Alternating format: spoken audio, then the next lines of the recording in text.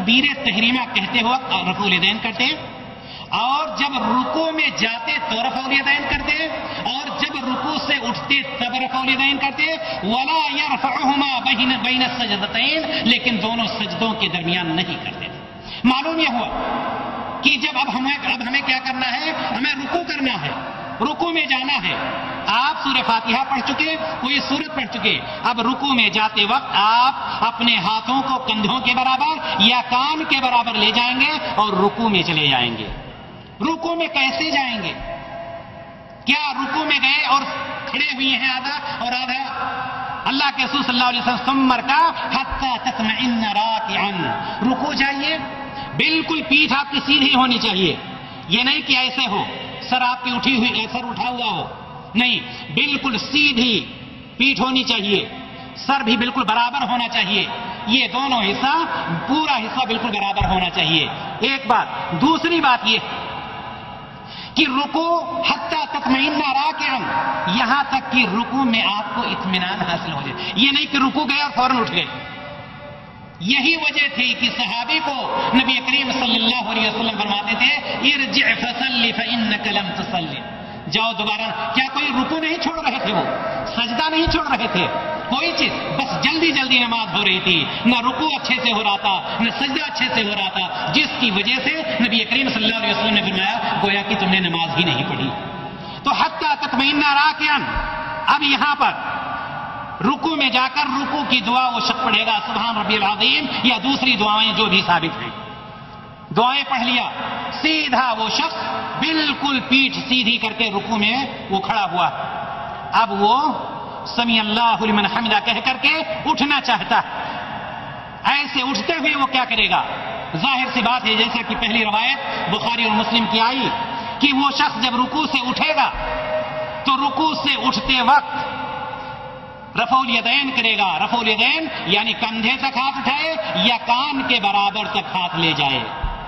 رفع الیدین کے بارے میں بہت سارے مشاکل آتے ہیں، کچھ لوگ کہتے ہیں یہ صحیح ہے، کچھ لوگ کہتے ہیں یہ غلط نہیں، یہ غلط ہے اور یہ ہے ایسا ہے، لیکن آئیے ہم اس کو بھی سمجھ لیتے ہیں۔ پہلی بات، بخاری اور مسلم کی روایت آپ کے سامنے پیش کی جا چکی ہے، آئیے کچھ علماء کے اقوال ہم دیکھتے ہیں، ان کے فتاوی کیا رفع الیدین کے بارے میں۔ حضرت شاہ ولی اللہ محدث دہلوی رحمہ اللہ کو آپ جانتے ہیں، وہ فرماتے ہیں کہ جب رکوع کرنے کا ارادہ کرے، جب کوئی شخص رکوع کرنے کا ارادہ کرے اور جب اس سے سر اٹھانے کا ارادہ کرے تو اس کو چاہیے کہ وہ رفع الیدین کرے۔ حجت اللہ البالغہ میں شاہ ولی اللہ محدث دہلوی رحمہ اللہ یہ فرماتے ہیں۔ اسی طرح سے مولانا عبدالحی حنفی رحمہ اللہ کا نام معروف ہے، سب کوئی جانتا ہے، وہ کیا لکھتے ہیں؟ وہ فرماتے ہیں، ان کا فتویٰ ہے کہ رسول اللہ صلی اللہ علیہ وسلم سے رفع الیدین کرنے کا بہت کافی اور نہایت عمدہ ثبوت ہے۔ جو لوگ کہتے ہیں کہ رفع الیدین منسوخ ہے ان کا قول بے دلیل ہے، یہ مولانا عبدالحی حنفی رحمہ اللہ فرماتے ہیں۔ ان کے بعد آئیے دیکھیں حنفی مذہب کی معروف اور مشہور اور معتبر کتاب در مختار، ہر کوئی اس کتاب کو جانتا ہے۔ در مختار میں کیا موجود ہے؟ جس نے کہا رفع الیدین سے نماز میں نقصان آتا ہے اس کا قول مردود ہے۔ در مختار میں یہ چیز موجود ہے، حنفی مذہب کی بہت مشہور اور معروف کتاب۔ جس نے کہا رفع الیدین کرنے سے نماز میں نقصان آتا ہے اس کا قول مردود ہے۔ رکوع میں جانے کے وقت، رکوع سے اٹھنے کے وقت رفع الیدین کرنے سے کچھ بھی نقصان نہیں ہوتا۔ آئیے اور آگے چلتے ہیں، شیخ عبد القادر جیلانی رحمہ اللہ کیا فرماتے ہیں اس کے بارے میں، رفع الیدین کے بارے میں۔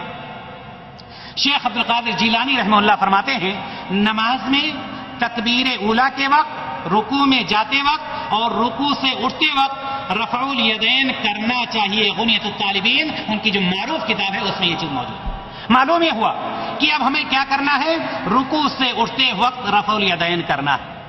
اللہ کے رسول صلی اللہ علیہ وسلم صحابی کو بتلا رہے ہیں ثم ارفع حتى تستوي قائما۔ اب ایک شخص رکوع میں تھا، رکوع سے اٹھ رہا ہے، اٹھتے ہوئے اس نے دونوں ہاتھ کو اٹھایا، اب اس کو کھڑا ہونا ہے۔ کیسے کھڑا ہوگا؟ سوال یہ ہے کہ کیسے وہ کھڑا ہوگا؟ اللہ کے رسول صلی اللہ علیہ وسلم سے پوچھیے، کسی سے پوچھنے کی ضرورت نہیں، حتی تستوی قائما، یہاں تک کہ بالکل سیدھا کھڑا ہو جائے۔ آپ دیکھیں گے کچھ لوگوں کو رکوع سے اٹھتے ہیں، ابھی ان کی پیٹھ برابر سیدھی نہیں ہوتی ہے کہ فوراً سجدے میں چلے جاتے ہیں۔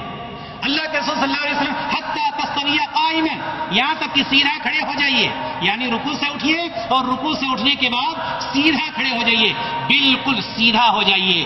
اس کے بعد اللہ کے رسول صلی اللہ علیہ وسلم فرماتے ہیں ثم مسجد حتی تطمئن ساجدا، اب جب کھڑے ہو گئے سیدھا، سارے اعضاء اپنی جگہ پر چلے گئے، یہ ابھی پہلی رکعت چل رہی ہے، سارے اعضاء اپنی جگہ پر چلے گئے، آپ صلی اللہ علیہ وسلم نے فرمایا صحابہ کو ثم مسجد، اب آپ سجدے میں جائیے۔ سجدہ کیسا ہو، سجدہ کیسے کریں گے، اس کو بھی ہم دیکھ لیں، اور میری مائیں اور بہنیں بھی ساتھ میں رہیں۔ سجدہ میں بہت تفریق کی جاتی ہے کہ عورتوں کا سجدہ ایسا ہوگا، مردوں کا سجدہ ایسا ہوگا۔ میرے بھائی اور دوستوں اور میری ماں اور بہنوں، میں نے پہلے بتلایا کہ نبی کریم صلی اللہ علیہ وسلم نے فرمایا صلو کما رأیتمونی اصلی، نماز پڑھو جس طرح سے مجھے پڑھتے ہوئے دیکھتے ہو، مرد ہو عورت ہو سب کی نماز ایک طرح ہوگی، کسی کے سجدے میں کوئی فرق نہیں ہوگا۔ سجدہ سب سے پہلی بات آپ یہ سمجھ لیں، اللہ کے رسول صلی اللہ علیہ وسلم ارشاد فرماتے ہیں امرت ان اسجد علی 7 اعظم علی الجبهہ والیدین والرکبتین واطراف القدمین، متفق علیہ۔ اللہ کے رسول صلی اللہ علیہ وسلم فرماتے ہیں مجھے حکم دیا گیا 7 اعضاء پر سجدہ کرنے کا، مرد ہو عورت ہو جوان ہو بوڑھا ہو کوئی بھی ہو، 7 اعضاء پر